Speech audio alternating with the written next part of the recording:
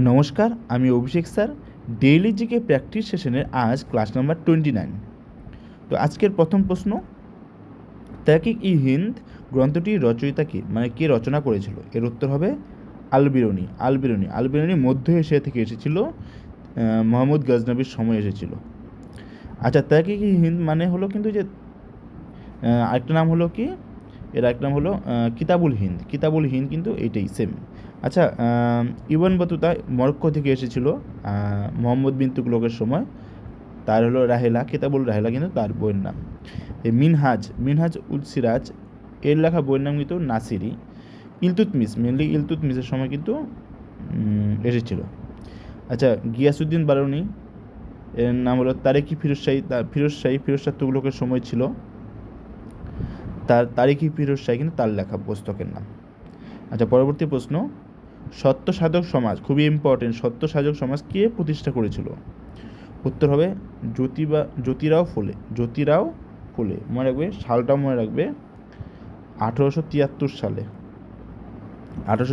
সালে এই জ্যোতিরাও ফুলে কিন্তু সত্য সাধক সমাজ গঠন করে। আচ্ছা, তার 2 বছর পরে অর্থাৎ 75-এ কিন্তু আর্য সমাজ গঠন করে কিন্তু এই যে স্বামী দয়ানন্দ সরস্বতী, মানে 1875 সালে। আর এখানে যে আত্মারাম পাণ্ডুরঙ্গ, ইনি কিন্তু প্রার্থনা সমাজ কত সালে বানিয়েছিল? 67 সালে তিনি বানিয়েছিল আত্মারাম পাণ্ডুরঙ্গ কি, প্রার্থনা সমাজ। পরবর্তী প্রশ্ন, কোন ভাইসরয়ের আমলে ভারতের রাজধানী কলকাতা থেকে দিল্লিতে স্থানান্তর হয়? মনে রাখবে সালটা 1911 সালের ডিসেম্বর মাসে। উত্তর হবে Lord herding second Lord herding এর সময় কিন্তু রাজধানী কলকাতা থেকে দিল্লিতে স্থানান্তরিত হয়। সালটাও মনে রাখবে, 1911 সাল।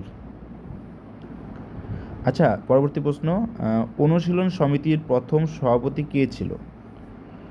মনে রাখবে, এর উত্তর হবে প্রমোদনাথ মিত্র, পি মিত্র বলা হয়।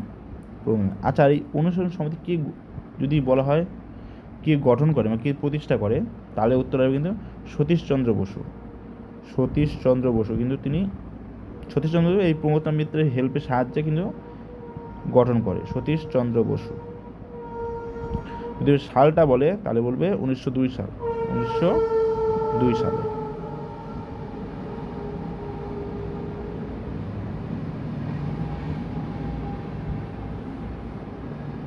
পরবর্তী প্রশ্ন, ইন্ডিয়ান ইন্ডিপেন্ডেন্স লীগ কে প্রতিষ্ঠা করেন?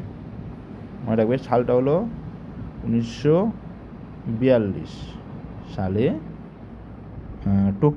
জাপানের টোকিওতে এই রাসবিহারী বসু এই ইন্ডিয়ান ইন্ডিপেন্ডেন্স লীগটা প্রতিষ্ঠা করেন। পরবর্তী প্রশ্ন, মহাসাগরীয় মরুভূমি খুবই ইম্পর্টেন্ট, কাকে বলা হয়? মনে রাখবে, এই যে সারগাসো মহাসাগরকে কিন্তু মহাসাগরীয় মরুভূমি বা শৈবাল মরুভূমি বলা হয়। শৈবাল সাগরও কিন্তু বলা হয়। পরবর্তী প্রশ্ন, পশ্চিমবঙ্গের কোন জেলাকে ধানের গোলা, খুবই ইম্পর্টেন্ট, সহজ একদম, বর্ধমানকে ধানের গোলা বলা হয়। সবচেয়ে বেশি ধান উৎপাদন এখানেই হয় পশ্চিমবঙ্গের। পরবর্তী প্রশ্ন 8 নম্বর, রিজার্ভ ব্যাঙ্ক অফ ইন্ডিয়া কবে জাতীয়করণ করা হয়? আচ্ছা, কবে গঠিত যদি হয় তাহলে হলো 1935 সালে, কিন্তু বলছে জাতীয়করণ হবে 1949 সালে কিন্তু জাতীয়করণ হয়। পরবর্তী প্রশ্ন, অর্থ বিল মানি বিল সংক্রান্ত বিশেষ ক্ষমতা কার রয়েছে? আচ্ছা, কোনো বিল মানি বিল কিনা সেটা কিন্তু বলতে পারবে শুধুমাত্র লোকসভার স্পিকার, তার মানে কি এই অর্থ বিলের ক্ষমতা রয়েছে কিন্তু এই লোকসভার আন্ডারে। আচ্ছা, অর্থ বিল মানে 110 নম্বর আর্টিকেল কিন্তু এর উল্লেখ আছে। পরবর্তী প্রশ্ন, জাতীয় উন্নয়ন পরিষদ কবে, যে এনডিসি বলা হয়, কবে গঠিত হয়? মনে রাখবে, যে পঞ্চবার্ষিকী যে পরিকল্পনা কমিশনের জন্য কিন্তু এটা গঠন করা হয় 1952 সালে কিন্তু এটা গঠন হয়, 1952 সাল। বর্তমানে সেটা এখন বন্ধ, নীতি আয়োগ আসার পরে বন্ধ। আচ্ছা, এই যদি বলা হয় এর যে হেড চেয়ারম্যান কে ছিল, মনে রাখবে চেয়ারম্যান কিন্তু প্রধানমন্ত্রী চেয়ারম্যান হতো এর। পরবর্তী প্রশ্ন, মানব দেহের দীর্ঘতম কোষ কোনটি? মনে রাখবে, এর উত্তর হবে কি স্নায়ুকোষ, 1 মিটার লম্বা হয় বা 3 ফুট বলা হয়, 1 মিটার লম্বা হয়। পরবর্তী প্রশ্ন, পেনিসিলিন কে আবিষ্কার করেন? সহজ প্রশ্ন, আলেকজান্ডার ফ্লেমিং। আচ্ছা, যদি বলে কোন ছত্রাক থেকে, মনে রাখবে পেনিসিলিয়াম নোটিটাম নামক ছত্রাক থেকে কিন্তু এই পেনিসিলিন তিনি আবিষ্কার করে থাকেন। আচ্ছা, Louis Pasteur, Edward Jenner, Robert Koch, এনারাও কিন্তু বিখ্যাত ছিল। ঠিক আছে। আচ্ছা, এখানে যে রবার্ট কোচ খুবই বিখ্যাত, লুই পাস্তুর কিন্তু সহজ। রবার্ট কোচ ইনি কী আবিষ্কার করেছিল? মনে রাখবে ইনি কিন্তু এই যে যক্ষা বা টিবি রোগের যে জীবাণু আবিষ্কার করেছিল, তারপরে হলো কলেরার জীবাণু, ইনি কিন্তু এই রবার্ট কোচ আবিষ্কার করেছিল। ওনাকে কিন্তু 1905 সালে নোবেল পুরস্কার দেওয়া যায়। অণুবীক্ষণের জনক বলা হয়, অণুবীক্ষণ বিজ্ঞানের জনক বলা। আচ্ছা, লুই পাস্তুর জলাতঙ্ক রোগের টিকা। এডওয়ার্ড জেনার এটা গুটি বসন্তের টিকা আবিষ্কার করেন। পরবর্তী প্রশ্ন, ইসরো, ইসরো কবে প্রতিষ্ঠিত হয়? ইসরো, তো মনে রাখবে ইসরো প্রতিষ্ঠিত হয় হলো 1969 সালে। আচ্ছা, এর হেডকোয়ার্টার কোথায় আছে? মনে রাখবে এর হেডকোয়ার্টার না বেঙ্গালুরুতে।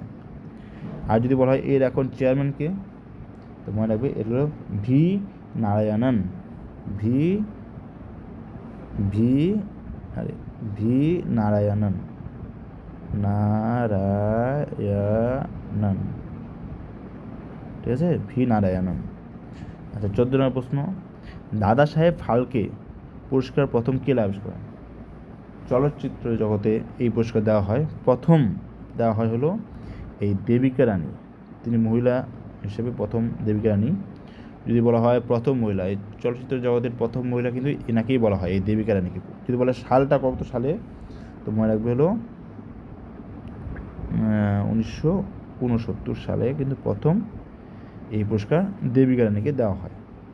আচ্ছা, লাস্ট কোশ্চেন বলছে ভারতের সর্বোচ্চ সাহিত্য সম্মান কোনটি? সাহিত্য সম্মান, এখানে সবই সাহিত্য সম্মান আছে, সবচেয়ে বড় হলো এই জ্ঞানপীঠ পুরস্কার। জ্ঞানপীঠ পুরস্কার হলো সবচেয়ে বড় সাহিত্য সম্মান। আচ্ছা, কবে থেকে দেওয়া শুরু হয়? মনে রাখবে 1965 সালে। কাকে দেওয়া হয়? জি শঙ্কর কুরুপকে। জি শঙ্কর কুরুপকে কিন্তু প্রথম দেওয়া হয়। আর যদি বাঙালির মধ্যে কি, তারাশঙ্কর বন্দ্যোপাধ্যায় 1 বছর পরেই। আর মহিলাদের মধ্যে তার আশাপূর্ণ দেবী। আচ্ছা, পরবর্তী আজকে হোমওয়ার্ক কোশ্চেন, যে ব্রিক্স, ব্রিক্স এর সদর দপ্তর কোথায় অবস্থিত? এটার উত্তর তোমরা কমেন্টে জানাবে। আজকে ক্লাস এই পর্যন্ত রইল। Thank you.